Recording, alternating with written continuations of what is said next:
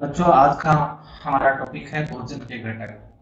छठी कक्षा के chapter number 2 है ये।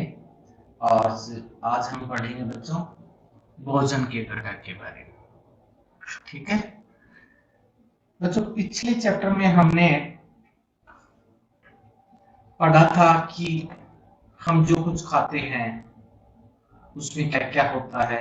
यानी कहने का अभिप्राय यह है कि हम जो भोजन करते हैं वो किस प्रकार की कच्ची सामग्री से बनता है। और हम ये भी जानते हैं कि हमारे देश के अंदर के जो विभिन्न हिस्से हैं वहां पर भिन्न भिन्न प्रकार के भोजन खाए जाते हैं। ठीक है बच्चों, और भिन्न भिन्न प्रकार के भोजन खाए जाने से हमारा अभिप्राय है कि आपके घर के अंदर कोई खाना बना, उदाहरण के तौर पे खीर बनी, तो खीर की कच्ची सामग्री क्या होगी? चावल होगा, दूध होगा, पानी होगा। तो खीर क्या है? एक प्रकार का व्यंजन है। ठीक है, इसी प्रकार से दाल बनाएंगे। दाल मटर की भी हो सकती है, चने की भी हो सकती है। ठीक है ना? जो दाल बनाई गई है वो भी एक प्रकार का व्यंजन है। तो हमारे भोजन के अंदर विभिन्न प्रकार के व्यंजन शामिल हैं। हमारे देश के अलग अलग हिस्सों में अलग अलग प्रकार के व्यंजन बनते हैं। एक प्रकार का भोजन ये हो सकता है कि उसमें चपाती शामिल हो, दाल हो, बैंगन का भरता हो। दूसरे प्रकार का ये हो सकता है उसमें चावल, सांभर, ठीक है, तथा भिंडी हो सकती है। ठीक है बच्चों, अन्य प्रकार का भोजन में मछलियां, सब्जियां भी हो सकती हैं। ये निर्भर करता है क्षेत्र विशेष में रहने वाले लोग पर, वो कैसा भोजन करते हैं, किस प्रकार के व्यंजन तैयार करते हैं। ठीक है, और बच्चों ये विभिन्न प्रकार के जो भोजन हम लेते हैं इनका प्रयोजन क्या है? यहाँ एक क्वेश्चन अराइज होता है। क्या एक क्वेश्चन अराइज होता है बच्चों, क्या हमारे शरीर को विशेष प्रयोजन के लिए विभिन्न प्रकार के भोजन की आवश्यकता होती है? कहने का अभिप्राय ये है कि हमारा शरीर क्या एक ही प्रकार के भोजन से काम नहीं चला सकता? जैसे उदाहरण के तौर पर गेहूं की रोटियां खाते रहे, या सब्जियां खाते रहे, या फल खा सकते हैं। तो हमें अलग अलग प्रकार की जो कच्ची सामग्री से प्राप्त भोजन की आवश्यकता क्यों होती है? हमारे शरीर को इसकी जरूरत क्यों पड़ती है? इसी क्वेश्चन का आंसर जानने के लिए हम आगे बढ़ते हैं।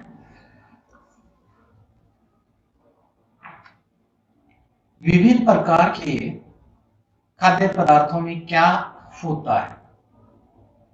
क्वेश्चन जो पहले हमें बोला था वही है, पहला क्वेश्चन से मिलता जुलता है कि विभिन्न जो हम अलग अलग जो भोजन लेते हैं उनकी आवश्यकता क्यों होती है? अगर अलग लेने की आवश्यकता होती है तो उनमें ऐसा क्या छिपा हुआ है? इस क्वेश्चन का आंसर जानने के लिए इस टॉपिक को क्लियर करते हैं। प्रत्येक भोजन एक या एक से अधिक प्रकार की कच्ची सामग्री से बनता है। हम चैप्टर की शुरुआत में ही बात कर चुके हैं कि प्रत्येक प्रकार का जो भोजन है उसको बनाने में एक से अधिक प्रकार की सामग्री हो सकती है। जैसे घर में सब्जी बनाई, मिक्स वेज बना दिया, आलू भी है उसमें, प्याज भी है, ठीक है, मटर भी है, गाजर भी है। तो एक से अधिक कच्ची सामग्री मिली है। ठीक है, जो हमें कहां से प्राप्त हो रही है बच्चों? जो हमें पौधों से प्राप्त होती है। ये दूसरा कोई व्यंजन बना है, हमारे घर के अंदर खाना बना है, जैसे उदाहरण के तौर पर शुरुआत में खीर बताई थी, चावल है, पौधों से बना है, दूध है, घास से, जंतुओं से प्राप्त है। तो कहने का मतलब जो कच्ची सामग्री बनाएंगे वो या तो पौधों से या जंतुओं से या दोनों से मिलकर बनती है। ठीक है, इस कच्ची सामग्री के अंदर जो पदार्थ होते हैं जिनकी शरीर को आवश्यकता होती है उन्हें ही क्या कहते हैं? भोजन के संघटक या भोजन के अवयव कहते हैं। भोजन के संघटक या अवयव कहते हैं। तो प्रश्न जो हमारा बनता था, विभिन्न प्रकार के खाद्य पदार्थों में क्या होता है? विभिन्न प्रकार के खाद्य पदार्थों जिनसे बनते हैं उन्हें भोजन के संघटक कहते हैं। और इन्हीं संघटकों का हम दूसरा नाम है पोषक तत्व। ठीक है, ये पोषक तत्व कौन हो सकते हैं? कार्बोहाइड्रेट, प्रोटीन, वसा, विटामिन, खनिज लवण। तो हमारे घर के अंदर जो खाना बना है, जो व्यंजन बना है, उसकी जो कच्ची सामग्री है, उसके अंदर कार्बोहाइड्रेट, प्रोटीन, वसा, विटामिन, खनिज लवण और इसके साथ साथ में उस भोजन के अंदर स्रोतांश और जल का भी होना आवश्यक है। ये सभी कौन है? भोजन के अवयव हैं। जैसा चैप्टर का नाम है, कौन है? भोजन के अवयव है, या इन्हें पोषक भी कहते हैं या पोषक तत्व भी कहते हैं, आप इसी नाम से जाने। ठीक है, ये हमारे भोजन में शामिल क्यों किए जाते हैं? इनकी क्या आवश्यकता है शरीर को, क्यों जरूरी है? क्योंकि ये पोषक तत्व अगर हमारे भोजन में शामिल होंगे तो हमारा शरीर स्वस्थ रहेगा, हम रोगों से लड़ने की क्षमता प्रदान होगी। ठीक है, रोग नहीं होंगे, हमारे शरीर की विभिन्न जो कार्य प्रणालियां हैं वो सुचारू रूप से चलेंगी। ठीक है बच्चों, अभी जो हमने बात की थी जो भोजन के पोषक तत्व, उनमें से पहले 3 पोषक के तत्व, एक कार्बोहाइड्रेट है, एक प्रोटीन है, एक वसा है। क्या खाएं क्या नहीं खाएं कि उनके अंदर कार्बोहाइड्रेट है, प्रोटीन है या वसा है? आप सेब खा रहे हैं, आप पपीता खा रहे हैं, आप दूध पी रहे हैं, आप एग खा रहे हैं। ठीक है, क्यों खा रहे हैं? इसलिए कि ये पोषक तत्व है। क्या पता उसमें पोषक तत्व हो ना, तो हमें जांच कैसे करें? तो एक सिंपल सा तरीका है, आप जो भी खाते हैं उसके अंदर से आप जांच कर सकते हैं कि उनमें कौन सा पोषक तत्व है या नहीं। कार्बोहाइड्रेट और प्रोटीन की जांच एक छोटे से सिंपल से तरीके से की जा सकती है। हाँ बच्चों, कार्बोहाइड्रेट और प्रोटीन से अलग जो बातें, जो पोषक तत्व और बताया था, एक विटामिन और खनिज लवण। हर भोजन के अंदर कुछ न कुछ मात्रा में विटामिन और कुछ न कुछ मात्रा में खनिज लवण होते हैं। आप चाहे फल खाएं, सब्जियां खाएं, दूध पिए, कुछ भी लें, सबके अंदर कोई ना कोई विटामिन होता है, कुछ ना कुछ मात्रा में, अल्प मात्रा में खनिज लवण होते हैं। तो विटामिन और खनिज लवण की जांच करने की आवश्यकता नहीं है। यहाँ पर सिर्फ हम जांच करेंगे हम जो खाते हैं उसके अंदर कार्बोहाइड्रेट, प्रोटीन और वसा है या नहीं। ठीक है बच्चों, तो कार्बोहाइड्रेट, प्रोटीन और वसा का परीक्षण करने के लिए हमें कुछ केमिकल की आवश्यकता पड़ेगी, कुछ रसायनों की आवश्यकता पड़ेगी। तो वो रसायन कौन होंगे? पहला होगा आयोडीन, दूसरा होगा कॉपर सल्फेट, तीसरा होगा कास्टिक सोडा। बच्चों, रासायनिक रूप से आयोडीन को हम I2 द्वारा इसका फार्मूला है। कॉपर सल्फेट है, कॉपर सल्फेट को CuSO4 के द्वारा दर्शाते हैं, ऑक्सीजन बड़ी है यहाँ। कास्टिक सोडा है, इसका केमिकल फार्मूला होता है बच्चों NaOH। इन 3 केमिकल की आवश्यकता पड़ेगी। इसके साथ साथ में हमें पानी की भी आवश्यकता पड़ेगी, कुछ मात्रा में हमें फैट की भी जरूरत पड़ेगी। ठीक है, लेकिन अगर हम फैट की जरूरत फैट की जरूरत नहीं पड़ेगी, इन 3 केमिकल की ही आवश्यकता पड़ेगी। कौन होगा? एक तो आयोडीन होगा, दूसरा कौन होगा? एक iodine, copper sulphate, caustic soda. ठीक है बच्चों, इन तीनों की आवश्यकता पड़ेगी और साथ में पानी की आवश्यकता पड़ेगी। ठीक है, और किसकी आवश्यकता? ये परीक्षण आप करोगे तो कोई ना कोई माध्यम तो होगा, उपकरण तो होगा, तो वो उपकरण के अंदर आपको इन केमिकल के साथ साथ में कुछ परखंडियों की आवश्यकता पड़ेगी, एक ड्रॉपर की आवश्यकता पड़ेगी। और जिस भोजन के अंदर ये पोषक है या नहीं, उस भोजन का पका हुआ भोजन भी ले सकते हो, कच्चा भोजन भी ले सकते हो। यानी कोई सब्जी लेते हो तो पकी हुई सब्जी भी हो सकती है, कच्ची सब्जी भी हो सकती है। फ्रूट लोगे तो कच्चा फ्रूट आपको मिलेगा। चावल है तो कच्चा चावल भी हो सकता है, पका हुआ चावल भी हो सकता है। गेहूं में आपको परीक्षण करना है तो कच्चा गेहूं भी हो सकता है और पका हुआ गेहूं मतलब गेहूं की रोटियां हो सकती है।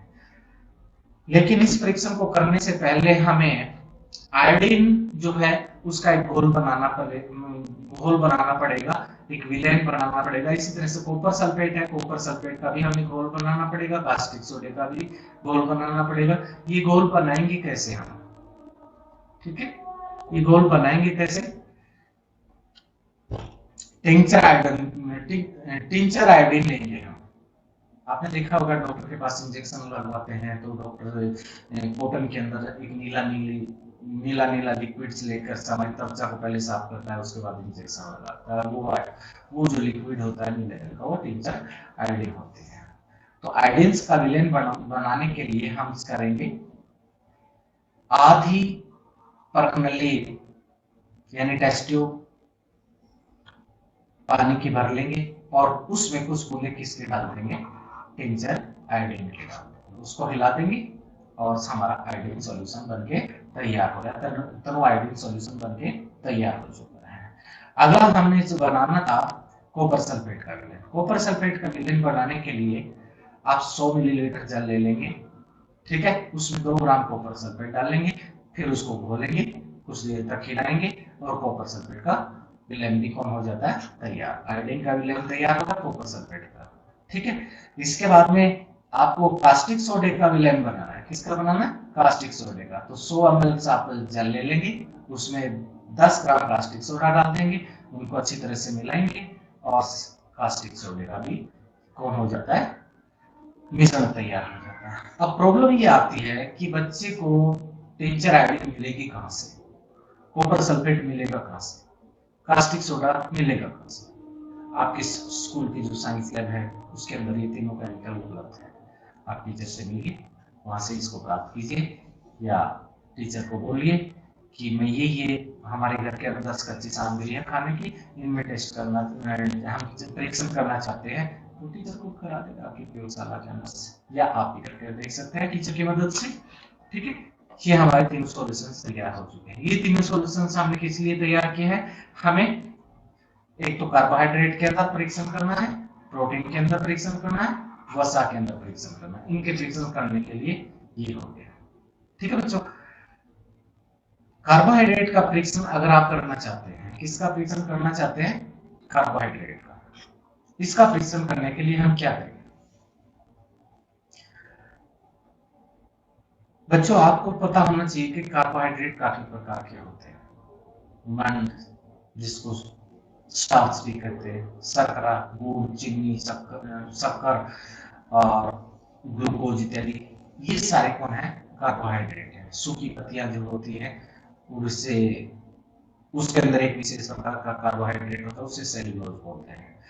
तो इन कार्बोहाइड्रेट का परीक्षण हम कैसे करेंगे, कार्बोहाइड्रेट का परीक्षण कैसे करेंगे बच्चों, हमारे घर के अंदर से कोई भी खाद्य पदार्थ है, उसके अंदर हम ये जानना चाहते हैं कार्बोहाइड्रेट है यानी, हमें नहीं पता पहले से। मान लीजिए घर के अंदर से रोटियां पका के रखी हुई है, गेहूं के आटे की रोटियां है, तो रोटी के अंदर से कार्बोहाइड्रेट है या प्रोटीन है या वसा है, ये देखना चाहते हैं, ठीक है। तो सबसे पहले हम उसमें परीक्षण करेंगे, उसमें टेस्ट करना चाहते हैं कि चेक करना चाहते हैं कि इसके अंदर कार्बोहाइड्रेट है या नहीं। तो हम क्या करेंगे, रोटी का छोटा सा टुकड़ा लेंगे, ठीक है, उसको बिचूर लेंगे, ठीक है, और उस रोटी के छोटे से टुकड़े को आप बिचूर लेंगे, उसके ऊपर 2-3 बूंदे क्या डाल देंगे, तमो आयोडीन का, 2-3 बूंदे तमो आयोडीन के जो विलेन की घोल की जो बूंदे डालते हैं, ठीक है। तमो आयोडीन के विलेन की जो 2-3 बूंदे डाले आपने, जैसे यहाँ पर से बच्चे पिक्चर्स में दिखा रखे हैं, ब्रेड का टुकड़ा लिया हुआ है, उस पे इसके तमो आयोडीन का जो विलेन है, इसमें से 2-3 बूंदे इस ड्रॉपर की सहायता से इसके ऊपर डाल दें।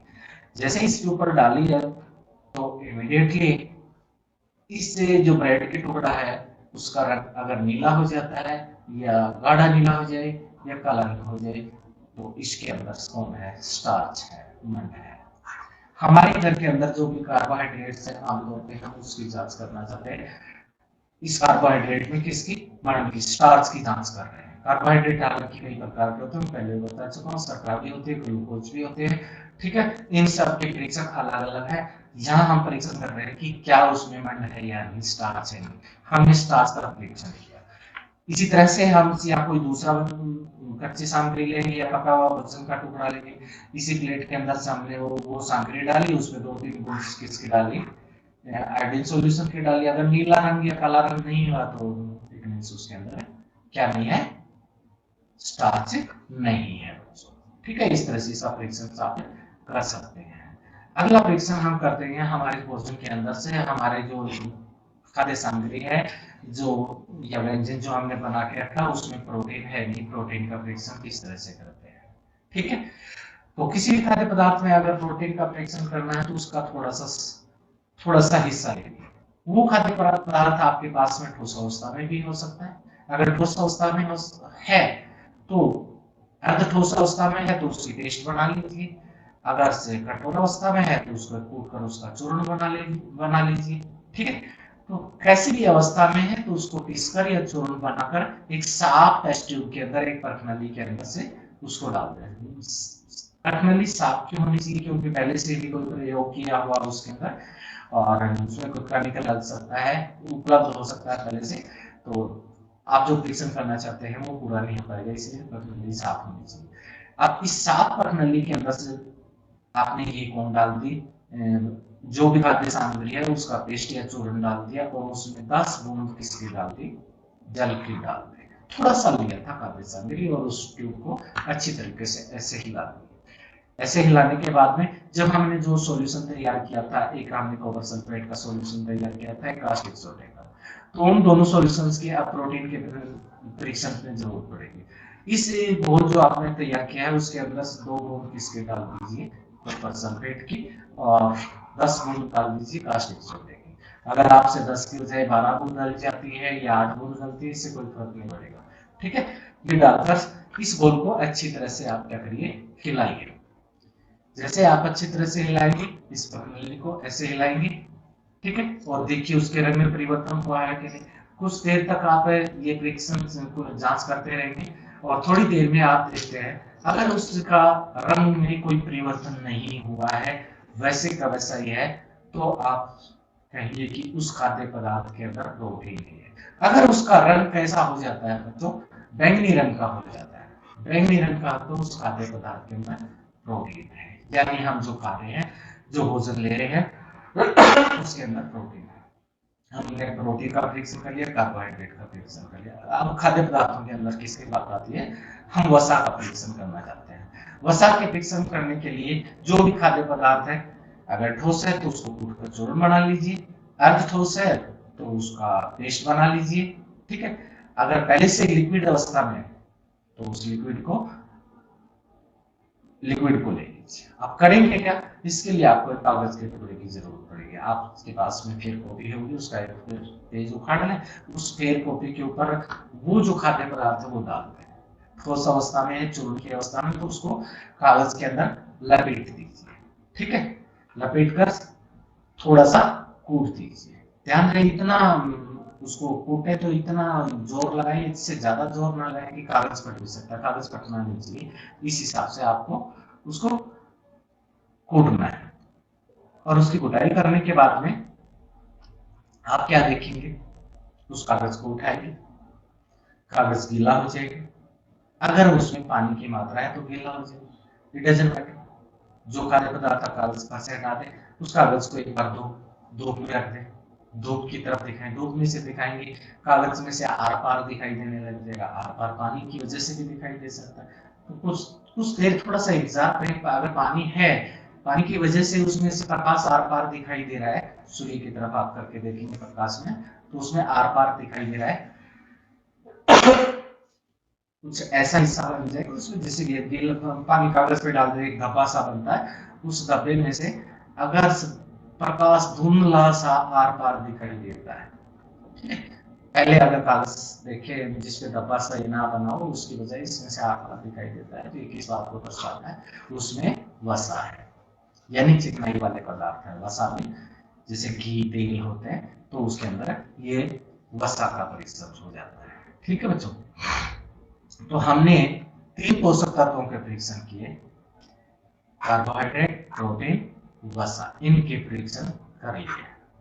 लेकिन पोषक तत्व 2 और बचते हैं, एक विटामिन बचा हुआ है, दूसरा कौन है, खनिज लवण। मैं बच्चों पहले ही आप लोगों को बता चुका हूं कि हर खाद्य पदार्थ में कोई न कोई विटामिन होता है या कोई न कोई खनिज लवण हो सकता है, बशर्ते वो अल्प मात्रा में हो, जितनी हमें शरीर को जरूरत है उतनी मात्रा में नहीं। तो इसलिए इनके परीक्षण करने की आवश्यकता नहीं है। ठीक है बच्चों।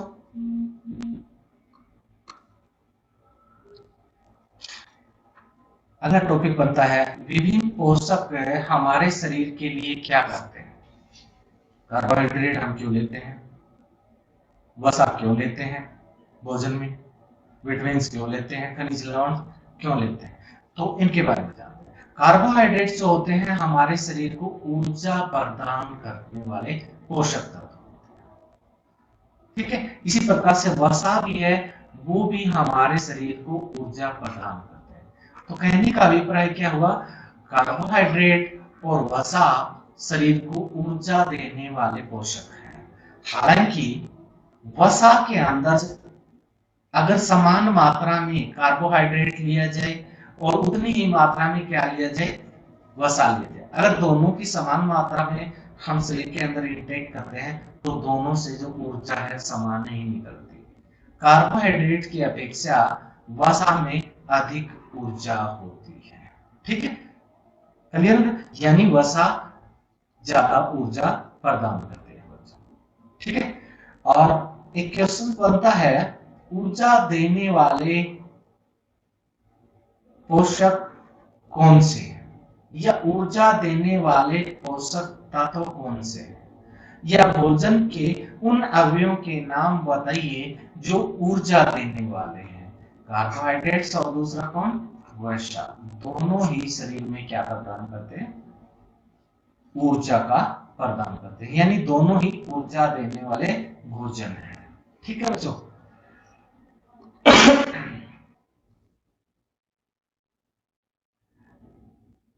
अब प्रोटीन की बात करते हैं, यानी ये हमारा क्वेश्चन ये था कि ये जो पोषक तत्व है इनको हमारे शरीर को आवश्यकता क्यों होती है। कार्बोहाइड्रेट्स और वसा हम बता चुके हैं उनको ऊर्जा देने के लिए, तो प्रोटीन्स की आवश्यकता शरीर को क्यों होती है, हमारे शरीर की वृद्धि, शरीर को स्वस्थ रहने के लिए हमें प्रचुर मात्रा में किसकी आवश्यकता होती है, प्रोटीन, ठीक है। यहां से क्वेश्चन बनता है बच्चों, पूछा जाता है उस भोजन का नाम बताइए जो शरीर वर्धक है, या उस पोषक तत्व का नाम बताइए जो शरीर वर्धक है। यह कहिए कि भोजन के उस अवयव का नाम बताइए जो शरीर वर्धक है। शरीर वर्धक भोजन या पोषक कौन होता है बच्चों, प्रोटीन, ठीक है। ऊर्जा युक्त वाले कौन होंगे, कार्बोहाइड्रेट्स और वसा, और शरीर वर्धक कौन होंगे, प्रोटीन। अगला पोषक तत्व है विटामिन। हमारे शरीर की रोगों से रक्षा करने के लिए हमें विटामिन की आवश्यकता होती है। कुछ विटामिन ऐसे होते हैं हमारी आंखों की रक्षा करते हैं, कुछ हड्डियों की या अस्थियों की, कुछ दांत की, कुछ मसूड़ों की रक्षा करते हैं, या दूसरे शब्दों में ये उनको स्वस्थ रहने में सहायता करते हैं। विटामिन शरीर की रक्षा करते हैं रोगों से, आंखों की रक्षा करते हैं रोगों से बचाने में, हड्डियों की रक्षा करते हैं रोगों से बचाने में, दांतों की और मसूड़ों को भी स्वस्थ रखते हैं, ठीक है बच्चों। तो विटामिन क्या हुए, विटामिन वो भोजन है जो रोगों से लड़ने की क्षमता प्रदान करने वाले भोजन कौन होते हैं, विटामिन होते हैं, ठीक है बच्चों। हालांकि विटामिन कई प्रकार के होते हैं बच्चों, मुख्य जो विटामिन है, vitamin A, vitamin B, vitamin C, vitamin D, vitamin E, vitamin K. Vitamin B की बात करें, विटामिन बी अपने आप में एक नहीं है, काफी तरह के विटामिन होते हैं, विटामिन बी1, बी2, ठीक है। B12 इत्यादि जो आपने नाम सुने होंगे, इन सभी जो विटामिन के अलग अलग हैं, इन सभी को अगर एक ग्रुप बना दिया जाता है तो विटामिन बी के उस ग्रुप को बी कॉम्प्लेक्स बोलते हैं। क्या बोलते हैं? B complex. तो vitamin A B C D E K, ठीक है, आमतौर पर आप इसी नाम से विटामिन को जानेंगे, लेकिन गलती से कहीं विटामिन बी कॉम्प्लेक्स यूज हो जाता है तो इट मींस कई तरह के विटामिन बी हैं, वो आपको एक साथ बोला जा रहा है। ठीक है, हमारे शरीर के अंदर जो विटामिन होते हैं उनकी ज्यादा आवश्यकता नहीं होती, बहुत अल्प मात्रा में विटामिन की आवश्यकता होती है, शरीर को बहुत अल्प मात्रा में आवश्यकता होती है। अब ये विटामिन बी होते हैं, ये vitamin A B C D है, ये हमारे शरीर में क्या काम करते हैं? विटामिन ए है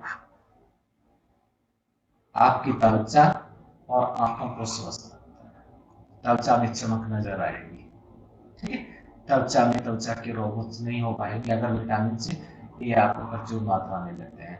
आंखें स्वस्थ रहेंगी, कहने का मतलब नई तरह से चश्मा नहीं चढ़ेगा आपको अगर विटामिन ए बार बार पर्याप्त मात्रा में आपको शरीर को मिल रहा है। छोटे बच्चों में समय से पहले आंखों पे स्पेक्स चढ़ जाते हैं, उनका एक कारण से विटामिन ए की कमी भी है, वैसे और भी कारण हो सकते हैं।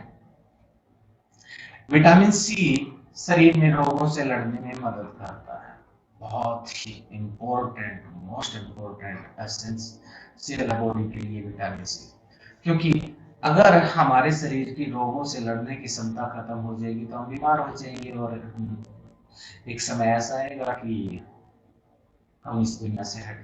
तो इसलिए विटामिन सी हमें जरूर लेना चाहिए, ज्यादा से ज्यादा मात्रा में लेना चाहिए, या दूसरे शब्दों में कि खट्टे जो फल होते हैं, सिट्रस जो फ्रूट होते हैं, उन सब के अंदर कौन होते हैं? Vitamin C. ज्यादा से ज्यादा खट्टे फलों का प्रयोग करें आप। विटामिन डी है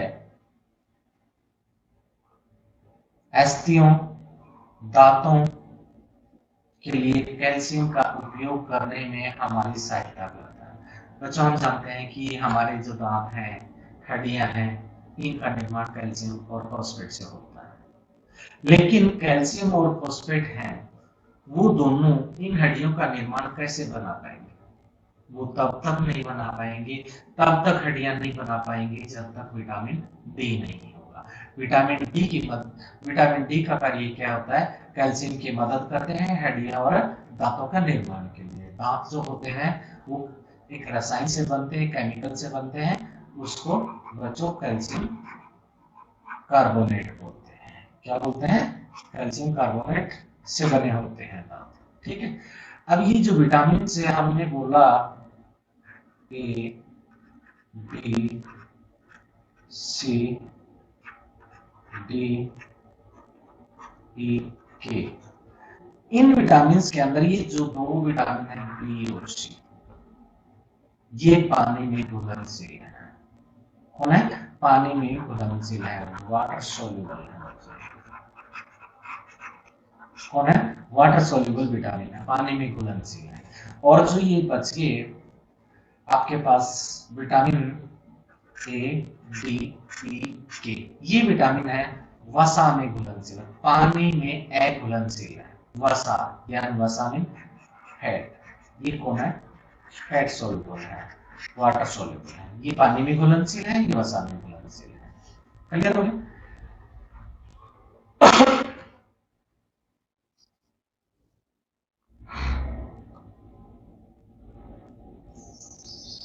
अभी तक हमने कार्बोहाइड्रेट्स, प्रोटीन, विटामिन के बारे में बात कर ली। अगला जो पोषक तत्व है वो कौन था? खनिज लवण था। खनिज लवण भी जिस तरह से विटामिन की हमारे शरीर को बहुत ही अल्प मात्रा की आवश्यकता होती है, तो खनिज लवण भी हमारे शरीर को बहुत थोड़ी मात्रा में चाहिए। ज्यादा मात्रा में हमें कौन चाहिए? कार्बोहाइड्रेट्स, ठीक है, प्रोटीन, उससे कम मात्रा में वसा चाहिए। तो खनिज लवण क्यों चाहिए? जो कि थोड़ी मात्रा में चाहिए। शरीर का उचित विकास, अच्छे स्वास्थ्य के लिए खनिज लवणों की आवश्यकता होती है। खनिज लवण शरीर को क्यों चाहिए? उचित विकास, अच्छे स्वास्थ्य के लिए खनिज लवणों की आवश्यकता होती है। जिस प्रकार से बच्चों एक मैकेनिक है, गाड़ी को बनाता है, वो चाहे कार है, ट्रक है, बस है, जीप है, कुछ भी हो, उसके पास सारी चीजें हैं, चादर भी है, ठीक है, कटर भी है, प्लास्टिक भी है, रबड़ भी है, वो सब लाके गाड़ी को तैयार करना चाहता है, लेकिन वो गाड़ी तैयार तब तक नहीं कर सकता जब तक उसके पास नेट और बुलेट नहीं है। क्या नहीं है? नेट और बुलेट नहीं है। कहिए, नेट बुलेट नहीं है तो वो क्या तैयार नहीं कर सकता गाड़ी। तो इसी प्रकार से अगर हमारे शरीर के अंदर कार्बोहाइड्रेट्स भी है पर्याप्त मात्रा में, प्रोटीन भी है, वसा भी है, विटामिन भी है, लेकिन अगर ये खनिज लवण नहीं है तो ये ठीक नेटबोर्ड की तरह से काम करेंगे। अगर ये नहीं है तो शरीर का विकास संपूर्ण रूप से नहीं हो पाएगा और हम स्वस्थ नहीं रह पाएंगे। ठीक है, क्लियर? तो यहां पर एक क्वेश्चन अराइज होता है, किसी कच्ची सामग्री में एक निश्चित पोषक तत्व की मात्रा दूसरे पोषक तत्व की निश्चित मात्रा से कम हो सकती है या समान होती है। बेटा आप कुछ भी खाएं, सेब खाएं, गाजर खाएं, मूली खाएं, किसी आटे की रोटी खाएं, तो जरूरी नहीं है उसके अंदर कार्बोहाइड्रेट्स भी उतने ही होंगे, विटामिन भी उतने होंगे या वसा भी उतने होंगे। हो सकता है किसी के अंदर कार्बोहाइड्रेट की मात्रा ज्यादा है, दूसरे की मात्रा कम है, या हो सकता है कि एक ऐसा भोजन है आप ले रहे हो, उसमें कार्बोहाइड्रेट तो है, उसमें वसा और प्रोटीन नहीं है, तो मात्रा अलग अलग हो सकती है। उदाहरण के तौर पे चावल में कार्बोहाइड्रेट की मात्रा दूसरे पोषक तत्वों से अधिक होती है, यानी चावल कार्बोहाइड्रेट से समृद्ध भोजन है। एक क्वेश्चन से बनता है, उस भोजन का नाम बताइए जो कार्बोहाइड्रेट से समृद्ध है, तो आपका जवाब बनता है चावल बनता है। ठीक है, इन पोषक तत्वों के बाद हमने कहा था दो पोषक तत्व वो जरूरी है जो शरीर को किसी भी प्रकार की ऊर्जा इत्यादि नहीं देते, लेकिन फिर भी उनको जरूरी है। उनके नाम है आहारी रेशे और जल। हालांकि ये पोषक तत्व नहीं है, पोषक नहीं है, आहारी रेशे को आप इन आहारी रेशों को रुक्सांश शब्द के नाम से भी जाना जाता है। किसके नाम से जाना जाता है? रुक्सांश के नाम से भी जाना जाता है। रुक्सांश आहारी रेशे कहाँ होते हैं? आप लेते हैं लगभग अपने कोशिश के साथ लेते हैं। आप घर में जब आपको खाना दिया जाता है, आप खाना खा रहे होते हैं, तो आपके पास में सलाद होती है, मूली की सलाद हो सकती है, गाजर की सलाद हो सकती है, खीर की, ककड़ी की, पत्ता गोभी की। ये जो सलाद जो होती है उनके अंदर एक विशेष प्रकार का कार्बोहाइड्रेट्स होता है जिसको हम सेल्यूलोज बोलते हैं। क्या बोलते हैं? सेल्यूलोज। सेल्यूलोज नाम का एक कार्बोहाइड्रेट होता है। ठीक है बच्चों, आपको बताया था चैप्टर में पहले कि कार्बोहाइड्रेट कई तरह के होते हैं। उनमें मंड भी हो सकता है जिसको आप स्टार्च कहते हैं, शर्करा हो सकती है, शर्करा मीन्स गुड़ हो सकता है, चीनी हो सकती है, शक्कर हो सकती है, ग्लूकोज हो सकता है, इस तरह के हो सकते हैं जी कार्बोहाइड्रेट। ये जो कार्बोहाइड्रेट है इनको हमारा शरीर पचा सकता है, लेकिन ये जो कार्बोहाइड्रेट सेल्यूलोज है इसको हमारी बॉडी पचा नहीं सकती, इसलिए ये हमारे शरीर में किसी भी प्रकार की ऊर्जा नहीं देगा। लेकिन फिर भी इसको हम शरीर में क्यों लेते हैं? ठीक है, इसका शरीर में लेने का मकसद है कि ये बॉडी के अंदर जाएगा तो जहां पर पाचन होगा वहां पर आयतन बढ़ा देगा, जगह को बढ़ा देगा, तो पाचन प्रक्रिया में आपकी मदद करेगा। ठीक है, तो वहां पर सीधे किसको बढ़ा देता है? आयतन को बढ़ा देता है। ठीक है, फिर बिना पचा भोजन भी शरीर के अंदर कुछ पचेगा, कुछ बिना पचा भोजन रह जाएगा। बिना पचा भोजन तो और भी कम हो जाएगा, पचने वाला शरीर में अवशोषित हो जाएगा, कम रह जाएगा। अगर वो आंत के अंदर कम रह जाएगा तो आंत पिचक जाएगी, और बिना पचा भोजन शरीर से बाहर निकालना जरूरी है। तो बाहर से तो वो तब निकलेगा ना जब आंतें खुलेंगी, है ना। आंतें बंद हो जाएंगी तो क्या हो जाएगा, कॉन्स्टिपेशन हो जाएगी, कब्ज हो जाएगी। तो कब्ज से बचाने में भी ये मदद करता है, क्योंकि ये अगर रोगसांस वहां पर आंतों के अंदर रहेगा तो बिना पचा भोजन शरीर से आसानी से बाहर निकल जाएगा, क्योंकि आंतों के अंदर आयतन बढ़ा देता है, आंतें फैली रहती है, सिकुड़ी हुई रहती है। ठीक है, ये जो रोगसांस है कहां से प्राप्त होते हैं? रोगसांस के मुख्य स्रोत में साबुत खाद्य अनाज, यानी अनाज के दाने जो पिसे हुए नहीं हो, जैसे गेहूं है, गेहूं आटे के रूप में नहीं, अगर गेहूं वैसा ही उबाल दिया जाए, ठीक है, और उस गेहूं को खाएं आप।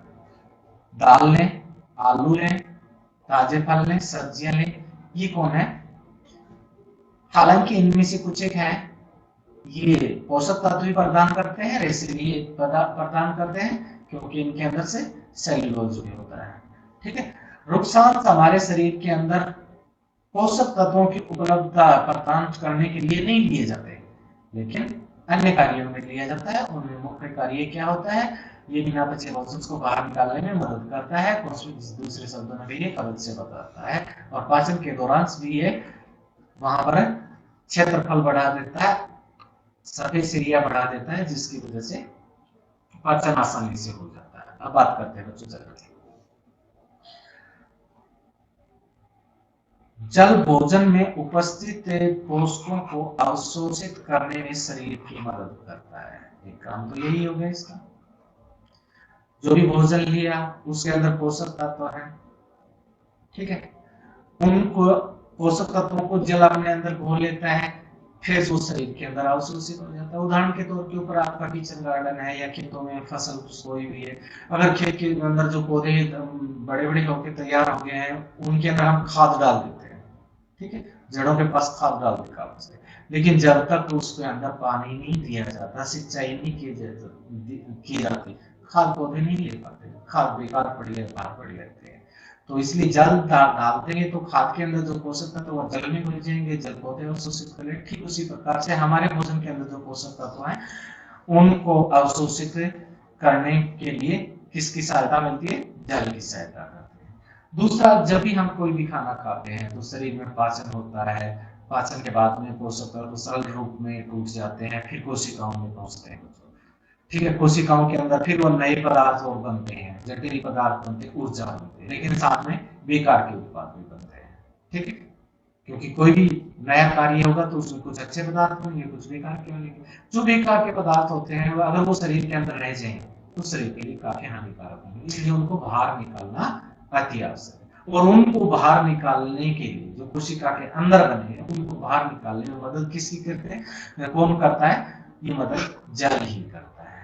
जल शरीर से बाहर दो तरीके से निकलता है, ठीक है, एक तो पेशाब के द्वारा, मूत्र के द्वारा, एक पसीने के द्वारा। अब पेशाब के द्वारा निकलता है तो उसमें जो बेकार के उत्पाद हैं जो पानी में घुलनशील है वो उसके अंदर पेशाब के थ्रू बाहर निकल जाएंगे, पसीने के थ्रू भी बाहर निकल जाएंगे। कई बार देखा होगा आप गर्मियों के अंदर से आपके शरीर पे पसीना आया हुआ है, फिर गलती से आपका हाथ या वो हिस्सा मुंह को छू जाता है तो आपको नमकीन टेस्ट का अनुभव होता है, वो किस वजह से? शरीर के अंदर से जो लवण थे वो जल के साथ बाहर निकलते हैं, तो ये जल के कार्य होता है। अब बात आती है जल हम लेते कहां से?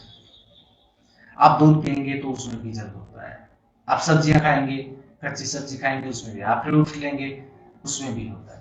और दूसरा, हम जब भोजन बनाते हैं, भोजन पकाते हैं तो उसमें भी काफी मात्रा में जल डाला जाता है। तो कहने का मतलब आप कोई भी भोजन ले रहे हैं, ठीक है, उसमें जल होता है, ठीक है, तो आप सीधा जल लें, दूध लें, चाय लें, कुछ भी लें, आपके शरीर में जल जा रहा है। तो पकाने वाले जो सब्जियां खाई है आपने उसकी में भी शरीर में जल चला जाता है, तो जल यहाँ से मिल जाता है। जल के कार्य हो गए, जल शरीर से बाहर क्या निकालता है? अपशिष्ट पदार्थों को बाहर निकालता है। किसके रूप में निकालता है? पेशाब और पसीने के रूप में।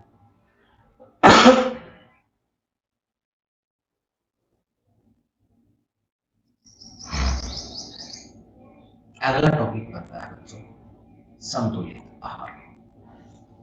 संतुलित आहार होता क्या है? शरीर में वृद्धि, शरीर में वृद्धि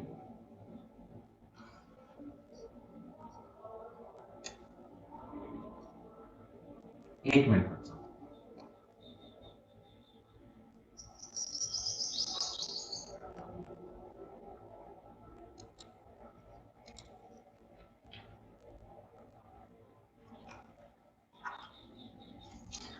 शरीर में वृद्धि और अच्छे स्वास्थ्य को बनाए रखने के लिए हमारे आहार में सभी पोषक तत्व एक उचित मात्रा में होने चाहिए। आप जो कुछ भी खा रहे हैं उसमें सभी पोषक तत्व हो, लेकिन कितनी मात्रा में? शरीर को जितना चाहिए उतनी मात्रा में। अगर शरीर में कोई भी पोषक तत्व है न वो आवश्यकता से अधिक है न आवश्यकता से कम है, ठीक है, और इसके साथ साथ में जो हमने भोजन लिया उसमें रुक्षांश और जल भी है, तो ऐसे भोजन को हम संतुलित आहार कहते हैं। संतुलित आहार से हमारा अभिप्राय है ऐसा भोजन जिसमें पर्याप्त मात्रा में सभी, पर्याप्त मात्रा शब्द यूज न करके उचित मात्रा में सभी पोषक तत्व विद्यमान हो और उनके साथ साथ रुक्षांश और जल भी है, तो उस भोजन को हम या उस आहार को हम संतुलित आहार कहते हैं। क्या कहते हैं? संतुलित आहार कहते हैं, ठीक है। और हर व्यक्ति को स्वस्थ रहने के लिए संतुलित आहार लेना चाहिए, लेकिन क्या ये निर्भर करता है क्या सभी व्यक्ति संतुलित आहार ले पाएंगे? सभी की आर्थिक स्थिति अलग अलग होती है। कुछ इतने सक्षम होते हैं कि सभी तरह के फ्रूट्स ले सकते हैं, सब्जियां ले सकते हैं, अन्य भोजन भी ले सकते हैं। कुछ ऐसे होते हैं कि कुछ सब्जियां ले पाएंगे या एक आध तो सस्ते फ्रूट्स इत्यादि ले पाएंगे, वो ज्यादा नहीं ले पाते। तो क्या वो संतुलित आहार ले पाएंगे? क्या उनका शरीर कभी स्वस्थ नहीं होगा? बच्चों, इसकी दिक्कत कब आती है? जब हमें ये नहीं पता होगा कि हमारे भोजन की खाने की जो व्यवस्था है वो किस प्रकार से की जाए।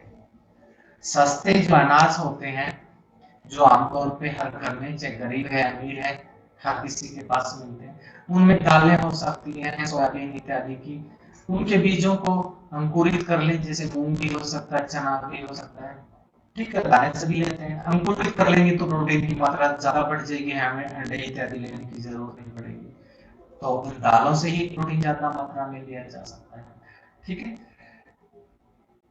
आटे का मिश्रण, आटा लेते हैं, रोटियां तो सभी पकाते हैं, उस आटे को एक अनाज का आटा नहीं लेके अलग अलग आटे में से रोटी इत्यादि दो तीन अनाजों में डालें, या घर में दाल पड़ी है तो उससे अंदर दाल का भी मिश्रण कर लें, ठीक है। सस्ते जो फ्रूट्स होते हैं उनको आप ले सकते हैं, पत्तियों वाली की सब्जी बनाए, सस्ती मिलेंगी मार्केट के अंदर, सो उनको ले सकते हैं। तो इस तरह से इनका एक मिश्रण सा तैयार करके अपने खान पान का तरीका परिवर्तन करके आप संतुलित आहार ले सकते हैं, चाहे आप ज्यादा खर्चा नहीं कर सकते, यानी अल्प में भी आप संतुलित आहार को प्राप्त कर सकते हैं, ठीक है। तो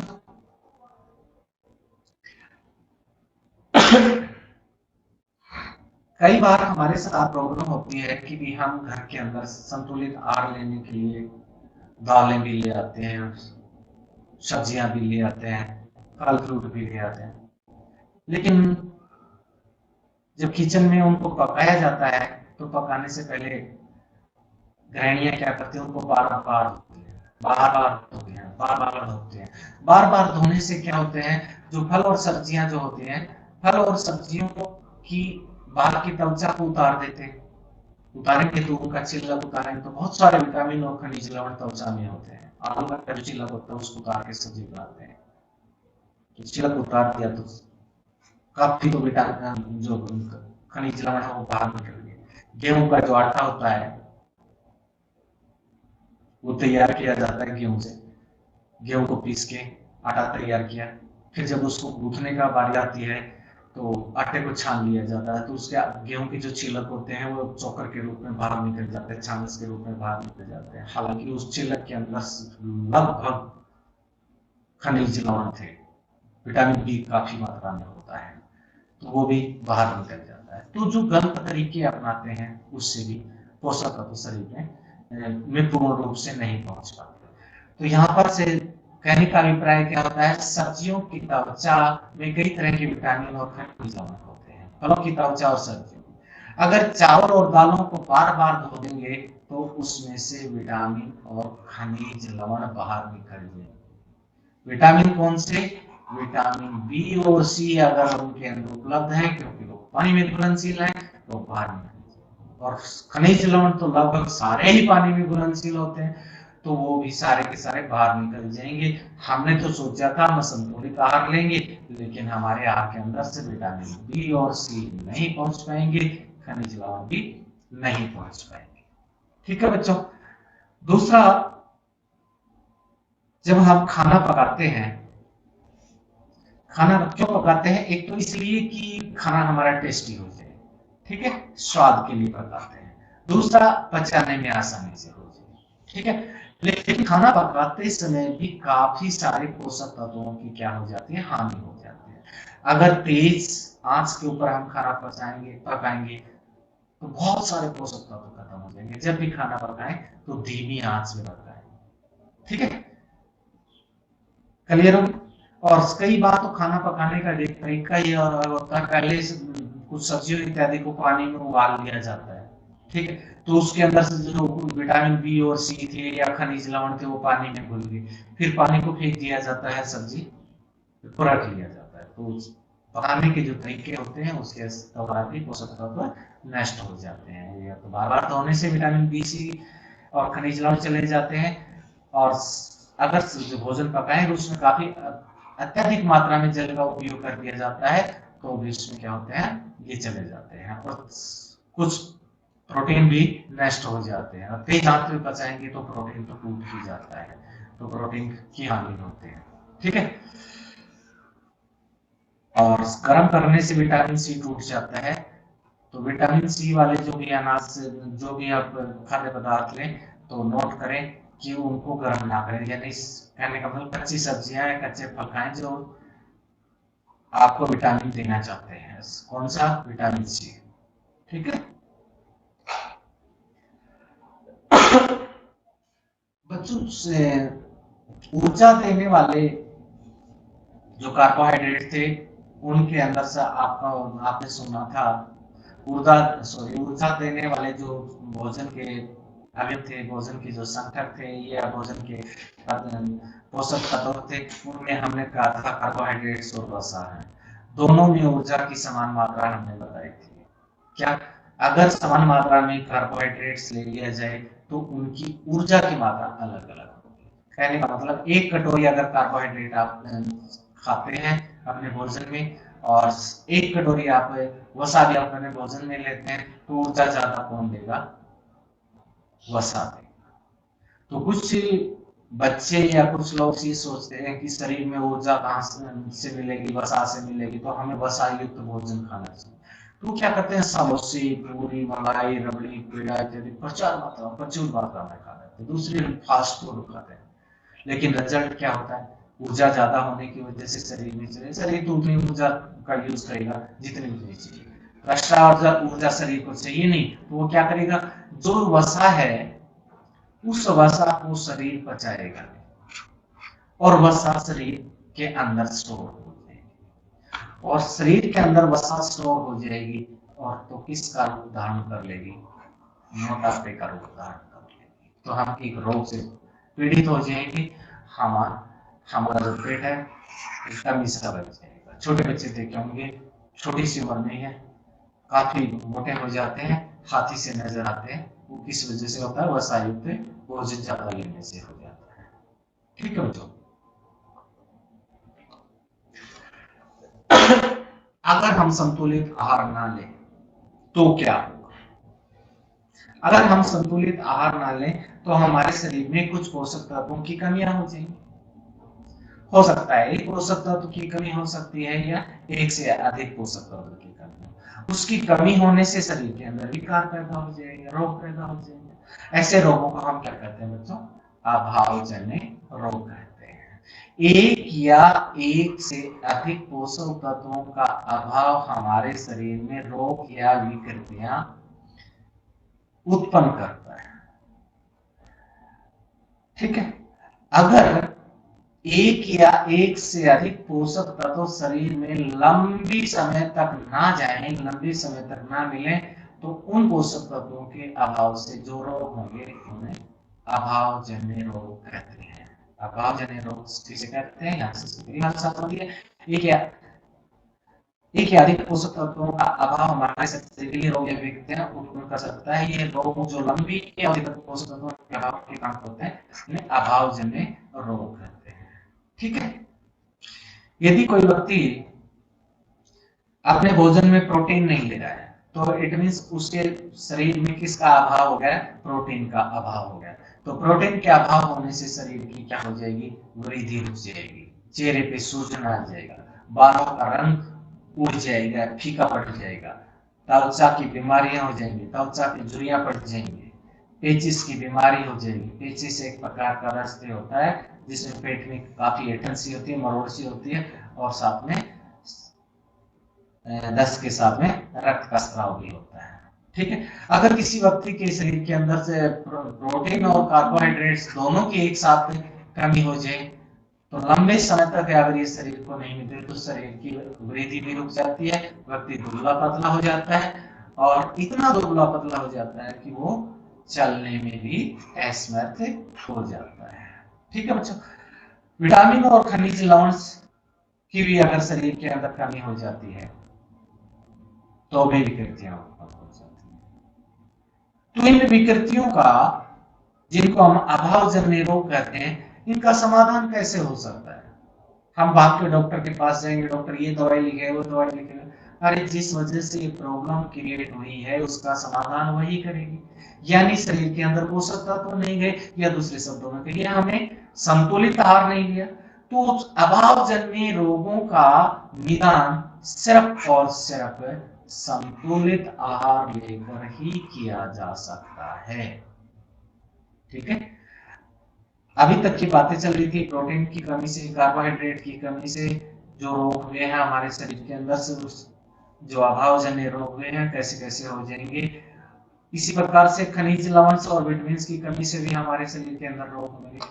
कुछ रोगों को और उनके विकारों के बारे में बात करते हैं जो प्रोटीन और विटामिन की कमी की वजह से होते हैं। विटामिन ए की कमी से एक रोग होता है क्षीणता, दृष्टिहीनता, कम दिखाई देना। क्या हो जाएगा? कम दिखाई देना। अगर शरीर के अंदर विटामिन ए की कमी हो जाती है तो उसकी दृष्टि कमजोर हो जाती है। शाम के समय अंधेरे में तो हमें थोड़ा थोड़ा दिखाई देता है, लेकिन ऐसे व्यक्ति को बिल्कुल ही नहीं दिखाई देगा। शाम को जो समय हल्का सा प्रकाश होता है उस समय भी उसको दिखाई नहीं देगा, यानी रतों भी रोग हो जाते हैं। ठीक है, और इतनी क्षीणता, दृष्टिहीनता आ जाती है कुछ के अंदर तो उनको पूरी तरह से दिखाई देना बंद हो जाता है। शरीर के अंदर विटामिन B1 की कमी हो जाए, विटामिन बी आपको बताया था बी कॉम्प्लेक्स में कई तरह के विटामिन बी होते हैं, उनमें से विटामिन B1 है, B1 की कमी से बेरी रोग हो जाता है। बेरी रोग के लक्षण क्या होते हैं? हमारी मांसपेशियां स्थिर पड़ जाती है, ढीली हो जाती है, कमजोर हो जाती है, काम करने के शरीर में ऊर्जा की कमी हो जाती है। विटामिन सी जो खट्टे फलों से, सिट्रस फलों से प्राप्त होता है, विटामिन सी की कमी से सकर्वी रोग हो जाता है। सकर्वी रोग क्या होता है? कई बार आपने महसूस किया हो, आप कुछ भी खाते हो तो हमारे मसूड़ों के अंदर से ब्लड बाहर आने लग जाता है, तो मसूड़ों में से खून निकलना या शरीर के किसी हिस्से में घाव हो जाता है, उसको भरने में बहुत ज्यादा समय लगता है, तो ऐसे में हम कहते हैं कौन से रोग से पीड़ित है, संक्रमित रोग से पीड़ित है। ठीक है बच्चों, विटामिन डी की कमी से आपको पहले भी बताया जा चुका है कि दांतों और हड्डियों का निर्माण कैल्शियम से होता है। कैल्शियम तब तक दांतों और हड्डियों का निर्माण नहीं कर पाता जब तक विटामिन डी नहीं होता। छोटे बच्चों में अगर विटामिन डी की कमी हो जाती है तो उनके अंदर से विटामिन डी की वजह से जो रोग होगा वो हड्डियां मुलायम हो जाएंगी और मुड़ जाएंगी, ऐसे मुड़ जाएंगे। इस रोग को छोटे बच्चों में होने वाला रोग रिकेट्स रोग होता है, छोटे बच्चों में होता है। अगर बड़ों के अंदर हो जाए, वयस्कों के अंदर हो जाता है, तो ये हड्डियां क्या होती है, धीरे धीरे हड्डियों में पेन होने लग जाता है, चल नहीं पाते हैं, और ऐसा भी होता है हड्डियां टूटने का भय भी रहता है। उस रोग को जो वयस्कों में होता है ओस्टोमलेसिया कहते हैं बच्चों। शरीर के अंदर कैल्शियम की कमी हो जाती है, कैल्शियम की कमी हो जाती है तो अस्थिशीलता, दंतसहिता या दंतसय के रोग हो जाते हैं। इससे क्या होगा, हड्डियां कमजोर हो जाएंगी, दांतों में सड़न पैदा हो जाएगी, दांतों में घाव हो जाएंगे, कैविटी हो जाएगी। शरीर में आयोडीन की कमी हो जाए तो घेंगा रोग हो जाता है, क्वाइटर रोग हो जाता है। घेंगा रोग में क्या होता है, हमारा जो गले वाला हिस्सा होता है, यहाँ पर एक थायराइड ग्लैंड होती है, और आयोडीन की कमी से थायराइड ग्लैंड धीरे धीरे फूलना शुरू हो जाती है, तो गर्दन की जो ग्रंथि है फूल जाती है, और शरीर के अंदर काफी सारे और बीमारियां भी हो जाएंगी साथ में। छोटे बच्चों में हो जाता है तो मानसिक विकलांगता हो जाती है। यहाँ छोटे बच्चों में मानसिक विकलांगता के बारे में मैं थोड़ा सा प्रकाश डालना चाहूंगा बच्चों। जब कोई गर्भवती महिला होती है, उसके गर्भ के अंदर से किसी शिशु का विकास हो रहा है, बच्चे का विकास हो रहा है, और उस समय अगर उस महिला के शरीर के अंदर आयोडीन की कमी हो जाती है तो उस बच्चे के शरीर में भी आयोडीन की कमी हो जाएगी। उस आयोडीन की कमी से बच्चे का जो मस्तिष्क है पूर्ण रूप से विकसित नहीं हो पाएगा, और जन्म के बाद बच्चा विकलांग बच्चा पैदा होगा, मानसिक रूप से विकलांग होगा। अगला तत्व है लोहा। लोहे की कमी से एरेक्टता हो जाती है। एरेक्टता से हमारा अभिप्राय क्या है बच्चों, हम जानते हैं कि हमारे शरीर के अंदर जो रक्त होता है, जो ब्लड होता है, उसके अंदर एक पिगमेंट होता है हीमोग्लोबिन, और हीमोग्लोबिन का अहम रोल होता है इसमें ऑक्सीजन को फेफड़ों से शरीर की कोशिकाओं तक पहुंचाए। अगर हीमोग्लोबिन नहीं है शरीर के अंदर तो ऑक्सीजन कोशिकाओं तक नहीं पहुंच पाएगी, तो एनर्जी नहीं बन पाएगी, एनर्जी नहीं बन पाएगी तो हम कमजोर होते जाएंगे, लेकिन एक दिन ऐसा आएगा कि हम खत्म भी हो जाएंगे। तो लोहे की कमी से एरेक्टा रोग हो जाती है, यानी हीमोग्लोबिन की कमी हो जाती है। अगर ये थोड़ी सी मात्रा में कम हुआ है तो शरीर में कमजोरी आनी शुरू हो जाती है। ठीक है बच्चों, ये थे सभी पोषक तत्व, उनके बारे में हमने पढ़ा कि इनका परीक्षण कैसे होता है, ठीक है, इनकी जरूरत क्यों है, इनसे कौन कौन से विकार पैदा हो जाएंगे इनकी कमी से। ठीक है बच्चों, इस चैप्टर का जो शेष पार्ट है, ये पोषक तत्व कहाँ से प्राप्त होते हैं, इनके स्रोत कौन से हैं, साथ में इस एक्सरसाइज को सॉल्व करने के लिए जो डिस्कशन क्वेश्चंस हैं वो हम डिस्कस करेंगे अगली क्लास में। थैंक यू बच्चों, फिर मिलते हैं सेम क्लास नेक्स्ट क्लास।